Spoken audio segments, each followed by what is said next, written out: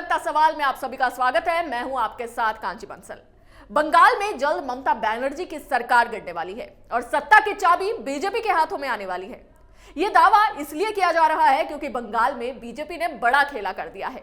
BJP ने इस बार एक ठोस बयान दिया है कि ममता कैंप में भगदड़ मच गई है।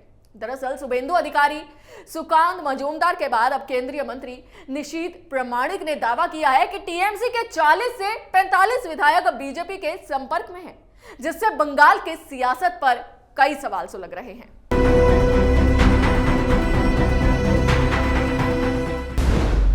क्या टीएमसी के 40 से 45 विधायक बीजेपी में होंगे शामिल? केंद्रीय मंत्री के दावे से क्यों परेशान हुई ममता? क्या बंगाल में गिरने वाली है टीएमसी की सरकार?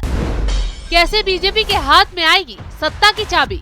इन सवालों ने ममता बनर्जी की टेंशन बढ़ा दी है और तो और ममता की अकड़ अब ढीली पड़ने वाली है, क्योंकि हर किसी के साथ खेला करने वाली ममता के साथ अपनों ने ही खेला कर दिया है।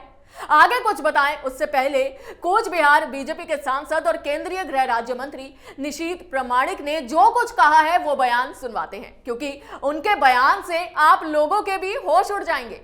निशीथ प्रामाणिक ने कहा कि मैं पूरे राज्य की स्थिति और तृणमूल कांग्रेस की स्थिति के बारे में कहने की जिम्मेदारी ले रहा हूं। तृणमूल कांग्रेस के कई विधायक और नेता हमारे संपर्क में हैं। तृणमूल कांग्रेस ताश के पत्ते की तरह खड़ी है। ताश के पत्तों का वह घर कभी भी ढह जाएगा, क्योंकि तृणमूल के 40 से 45 विधायक बीजेपी के संपर्क में हैं। तो ममता की ताश के पत्तों का घर बीजेपी की आंधी में बिखरने वाला है। दीदी की कुर्सी हिलने वाली है, ममता की सरकार गिरने वाली है और सरकार गिरने की एक बड़ी वजह उनके नेताओं का भ्रष्टाचार भी है। भ्रष्टाचारी नेताओं की वजह से पार्टी में विद्रोह छिड़ा हुआ है। टीएमसी के कई नेता भ्रष्टाचार की वजह से ममता के खिलाफ ही आवाज उठा रहे हैं और यही वजह है कि वो बेईमान पार्टी का साथ छोड़कर बीजेपी का रुख करने की तैयारी कर रहे हैं। अगर ऐसा हुआ तो ये ममता की जिंदगी में बहुत बड़ा तूफान होगा।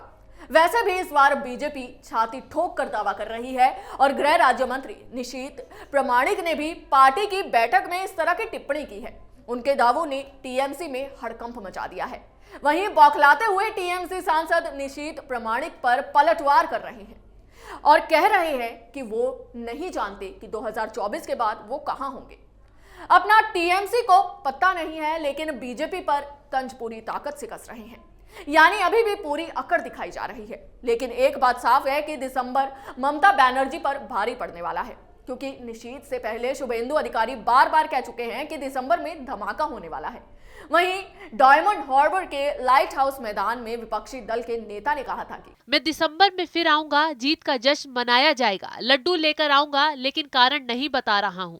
अब शुभेंदु अधिकारी के साथ केंद्रीय गृह राज्य मंत्री निशीथ प्रामाणिक ने सनसनीखेज दावा किया है। उन्होंने तो साफ साफ बोल दिया है कि तृणमूल के 40 से 45 विधायक बीजेपी के संपर्क में हैं। कुछ दिनों बाद तृणमूल कांग्रेस ताश के पत्तों की तरह बिखरने वाली है, ढहने वाली है। अब देखना यही होगा कि वाकई दिसंबर में कुछ बड़ा होने वाला है।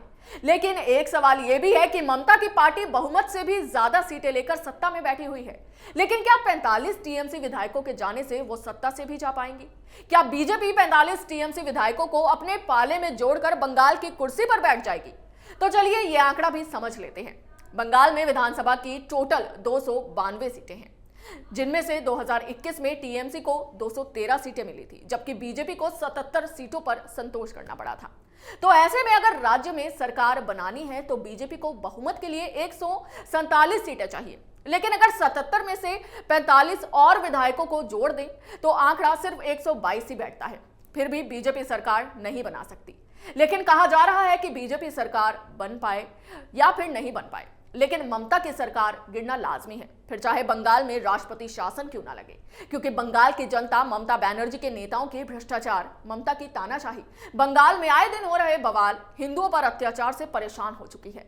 लोग चाहते हैं कि ममता सत्ता से उखड़ जाए और बीजेपी सत्ता में काबिज होकर कमाल कर दिखाए, और वो वक्त अब पास आ गया है। दिसंबर चल रहा है, टीएमसी में विद्रोह शुरू हो गया है और टीएमसी के 40 से 45 विधायक अब बीजेपी में जाने के लिए तैयार हो गए हैं। वहीं केंद्रीय राज्य गृह मंत्री निशीथ प्रामाणिक से जब पत्रकारों ने यह पूछा कि 45 विधायकों के बीजेपी में आने से भी ममता की सरकार नहीं गिरेगी, तो क्यों बीजेपी ऐसा दावा कर रही है, जिस पर मंत्री ने कहा कि जब ममता की जेल चली जाएगी तो सरकार कौन चलाएगा?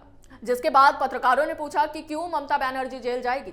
इस पर केंद्रीय मंत्री ने कहा कि बंगाल में जो घोटाले हुए हैं, चाहे शिक्षक भर्ती घोटाला हो, पशु तस्करी घोटाला हो या फिर जल घोटाला हो या रोहिंग्याओं को बसाने की बात ही क्यों ना हो, किसी भी घोटाले में ममता बनर्जी का नाम सामने आ सकता है और ममता बनर्जी कभी भी जेल जा सकती हैं। ये एजेंसियों के हवाले से उन्होंने आशंका जताई है। इसके साथ ही उन्होंने कहा कि अगर ममता बनर्जी का घोटालों में नाम सामने आया और गिरफ्तारी हुई तो निश्चित जानिए फिर कोई भी टीएमसी में दूसरा लीडर नहीं है जो मुख्यमंत्री बन सके। तो ऐसे में सरकार गिरनी लाजमी है, क्योंकि जो ममता बनर्जी का राइट हैंड कहा जा सकता था या खासम खास कहिए, वो पार्थ चटर्जी पहले से ही जेल में बंद है और इसी तरह जो फरहाद हाकिम है उनका भी नाम घोटाले में सामने आ चुका है। तो यानी टीएमसी के बड़े बड़े नेता अगर वो जेल में चले जाएंगे तो कौन ममता की कुर्सी संभालेगा। वहीं दूसरी तरफ एक और नए नेता पर गाज गिरी है। तृणमूल कांग्रेस के राष्ट्रीय प्रवक्ता और सीएम ममता बनर्जी के करीबी साकेत गोखले गिरफ्तार किए जा चुके हैं। गुजरात पुलिस ने राजस्थान के जयपुर एयरपोर्ट से साकेत गोखले को गिरफ्तार किया। बताया जा रहा है कि टीएमसी नेता को पीएम मोदी की छवि खराब करने के आरोप में पकड़ा गया। दरअसल उन्होंने मोरबी हादसे में पीएम मोदी को बदनाम करने के मकसद से ट्वीट किया था। वहीं अपने नेता की गिरफ्तारी से टीएमसी बौखला उठी है। बीजेपी पर राजनीतिक प्रतिशोध का आरोप लगाते हुए तृणमूल कांग्रेस ने दावा किया कि उसके प्रवक्ता साकेत गोखले को गुजरात पुलिस ने मोरबी पुल ढहने के बारे में एक ट्वीट पर गिरफ्तार किया है। हालांकि पार्टी ने साफ तौर पर यह नहीं बताया है कि वो ट्वीट कौन सा था, लेकिन अब कोर्ट ने उन्हें 8 दिसंबर पर पुलिस हिरासत में भेज दिया है। तो अब आप सोच ही सकते हैं कि टीएमसी के बड़े बड़े नेता अपने कारनामों की वजह से कितने बुरे फंस रहे हैं, जेल की हवा खा रहे हैं। ममता भी टेंशन में आ गई है, क्योंकि उनके साथ बड़ा खेला होने वाला है। यानी ममता की कुर्सी हिलने वाली है। फिर चाहे टीएमसी वाले दंगा भड़काएं, बवाल कराएं, उनकी काली करतूत काम आने वाली नहीं है, क्योंकि टीएमसी के दी एंड की तारीख तय हो गई है। सुलगता सवाल में आज के लिए बस इतना ही। नए मुद्दे के साथ आपके सामने फिर हाजिर होंगे। तब तक के लिए देखते रहिए कैपिटल टीवी। जय हिंद।